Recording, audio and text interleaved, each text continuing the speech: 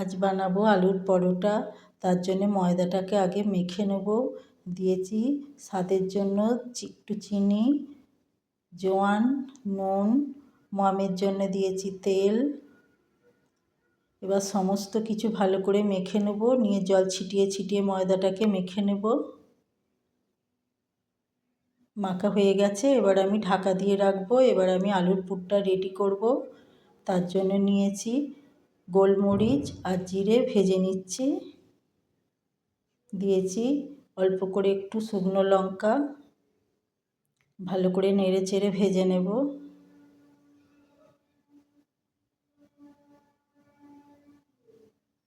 ভালো করে চাটু গরম হয়ে গেলে নেড়ে চেড়ে ভেজে নেব। দেখুন ভাজা হয়ে গেছে।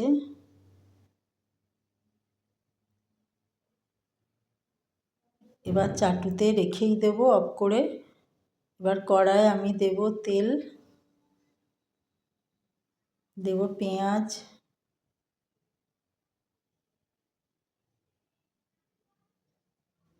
দেবো স্বাদ মতো নুন।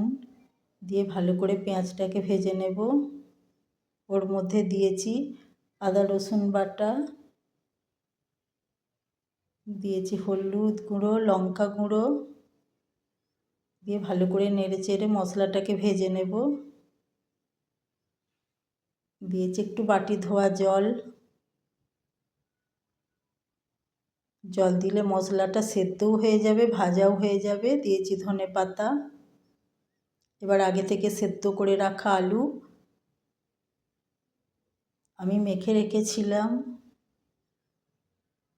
এবার কড়াই দিয়ে একসাথে মশলার সাথে মিশিয়ে নেব। এবার দিয়েছি ভেজে রাখা সেই মশলাটা, ধনে আর জিরে গুঁড়ো, দিয়েছি কুকমির সানরাইসের একটু মশলা স্বাদের জন্য।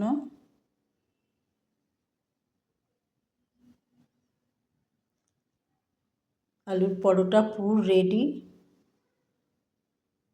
এবার আমি আলুর পরোটার জন্য কুচিটাকে রেডি করে এবার পুর দেব। এভাবে আমি একটা একটা করে সমস্ত গুচিগুলো রেডি করে নেব।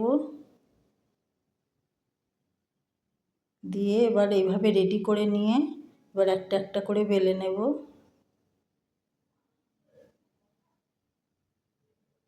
এভাবে সমস্ত পরোটাগুলোকে আমি বেলে নেব। খুব হালকা হাতে বেলতে হবে। এবার আমি চাটু গরম করতে দিয়েছিলাম, তার মধ্যে পরোটাগুলো একটা একটা করে ভেজে নেব। প্রথমে তেল দেব না, শুধু সেঁকে নেব। তারপর ভালোভাবে সেঁকা হয়ে গেলে আমি অল্প অল্প তেল ছড়িয়ে পরোটাটা ভেজে নেব।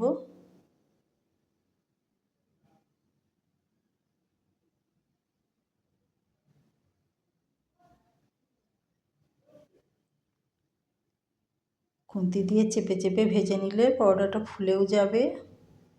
আমি কিন্তু খুব কম তেল ছিটিয়ে ছিটিয়ে ভেজেছি।